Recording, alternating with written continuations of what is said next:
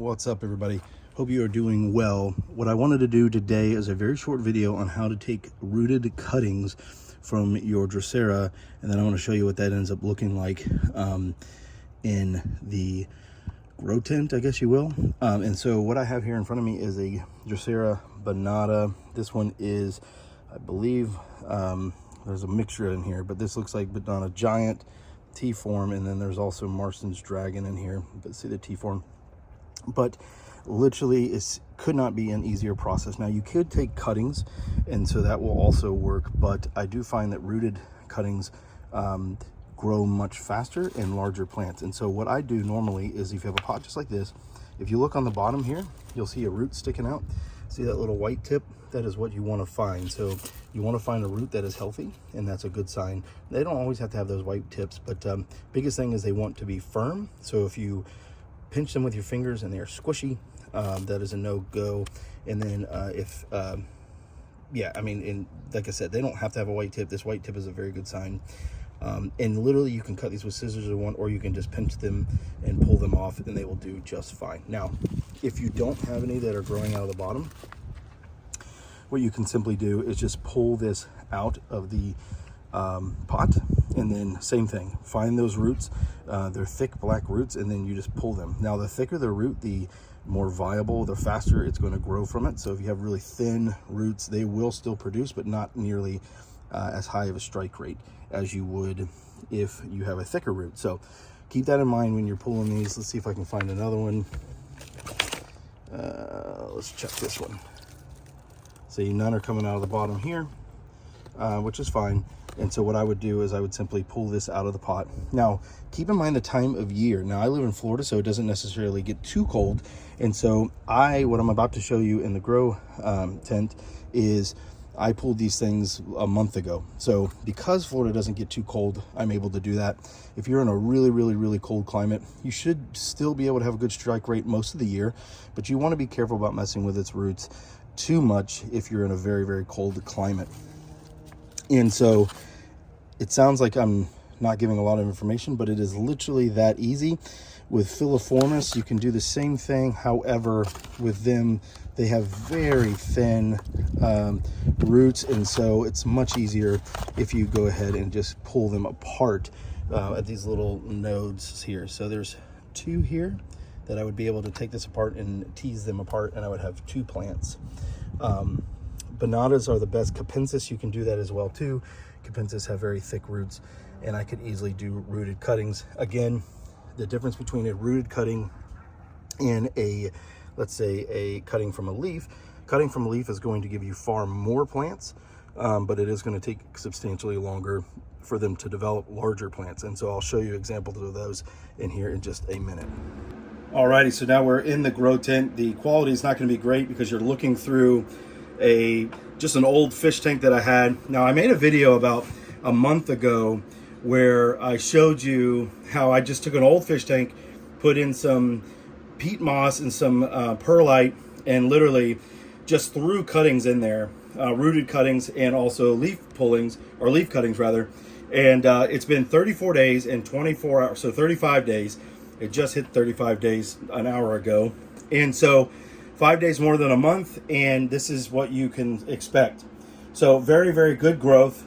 Now, you'll see over here larger plants, and that is because of the rooted cuttings, which I'll show you in a minute what that's going to look like. But some of these smaller ones, like right there, that little clump.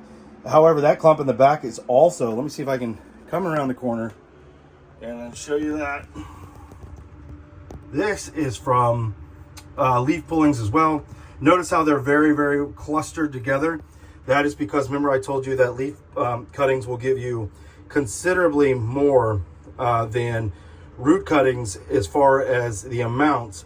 Now, root cuttings will give you larger plants. Let me pause the video. I'm going to pull one out of the ground, and I'm going to show you what it looks like. And so here is an example as I fight to give you some good light. Here's an example of a root cutting off of a Drosera T-form. Now, you'll see the root right in the middle is the old one where I pulled it off of the original plant. The new one there growing out towards me with the white tip is the new root. and it is coming, the plant itself is coming out right through that old root, and there's some new growth there, and you'll get a much larger plant. Now, all of these were pulled pretty much the same, and for the most part, again, if you're looking for size, quick size, you're going to want to do a root pulling. You can get those much faster. If you have time on your hands and you want more plants and clusters of plants, you're going to want to do a leaf cutting, which will give you a lot more. It will just take time. Now, as far as putting them in the soil, let me go ahead and see if I can pause the video and demonstrate that for you. All right, so these videos are just going to be bad quality. There's no way around it. But because it's already growing a root, I'm going to bury it a little deeper. But if this was just a cutting, root pulling, let me say I actually have one over here. So I'm going to put this in the ground here, push it down there, gently cover the roots, and that'll be just fine. Right here is an example of one where you could see how little care I did for, let me see if I can get it in the phone. Where'd it go? There it is. There it went. Where in the heck did that thing go? It's like impossible to find in this clump. There it is. All right. See that little black stick in the middle? That is the root. And so when I put the roots in the ground, I normally put them, here's another example. I normally put them where they are just maybe a centimeter under the ground with just a little bit of media on top. There you go. And so that way they get a little sun, a little light exposure to them. You can bury them a little deeper if you want. I find that it's not necessary and everything works out just fine without doing that. And so you pull those roots off like I showed you, or cut them. You come in here and you place them on the soil surface with just maybe a little centimeter over top. Now, as far as the soil texture, if you will, again, this is just peat and perlite. As far as dampness of the soil, it really, obviously you want it to be moist to even wet for when they're first starting off. Once they get established, Drosera can be very forgiving, especially binata. And so what I recommend is keeping a moist soil when they're growing, and they will do just fine. It will take about, if you do a rooted cutting, it will take probably 2 to 3 weeks even before you start to see anything. And let me see if I can find an example. Sorry. Here's a good example. It's like a forest of Droseras down here. So what I'm trying to do now is finding an example of a rooted cutting that has just started to sprout. So a little difficult to find. Here's one right in there. I can't really get it to focus. Right in the middle of your screen is an example of a rooting cutting that is just starting to sprout. So it is not going to look like much when it first starts, and that is perfectly fine. I've got another one over here right in the middle of your screen. Very, very tiny. It can take a while. I have some that are outside that literally I took pullings from the roots, put them in. It was literally 2-3 months before anything happened, and now all of a sudden I've got Drosera sprouting out everywhere.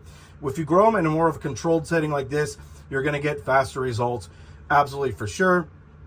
And so just keep that soil moist, and you will do just fine. Don't be too worried if the soil gets too wet. It would be very, very hard for you to rot those roots. It is possible if it's just sopping wet, but for the most part, they are very good at dealing with different levels of soil as long as it doesn't get dry. The dryness is where you're going to have the problems. And so, again, here's an example of some leaf pullings that have been growing out. This is several of them that have come together to cluster up. And the other reason why I want to show you this really like sort of janky setup is because there's so much misinformation about propagating these plants, and people think they need to own hundreds and hundreds of these plants. All of this cuttings came from about 4 different plants, and in only, like I said, 35 days, you've gotten this type of growth. And certainly I could double, triple, quadruple this if I wanted to, and or had the space. And so you can do a lot with it if you are willing to take a little bit of time for them to grow out. Now, these are large enough now that I could take cuttings from them right now and put them right back on the soil surface, and they would grow. They do not have to be very large for you to do this. And they are at the size now, even at these small sizes, that I could feed them and further expedite their growth. So you don't have to get over the top with it. If you simply stick them on the soil surface, keep the soil surface wet, and give them good lighting. I give them the same exact lighting as I would a grown plant, and they do just fine. So give them that, and you will be just fine. I hope this very grainy, very sort of grassroots video has helped. But again, it doesn't have to be a beautiful, immaculate setup. You don't have to have everything exactly right. Just get out there, try some things, take some rooted cuttings, take some leaf cuttings. I'll do another video on that. But again, very simple. Just cut the leaf, put it down on the soil surface, keep the medium moist, keep the humidity up. And so if you have a fish tank like this with a lid, that will do just fine. If you don't, then you can certainly just put it in a container with a clear lid. Keep the lid on top of it to get that extra high humidity, and they will do just fine. But this fish tank thing really works.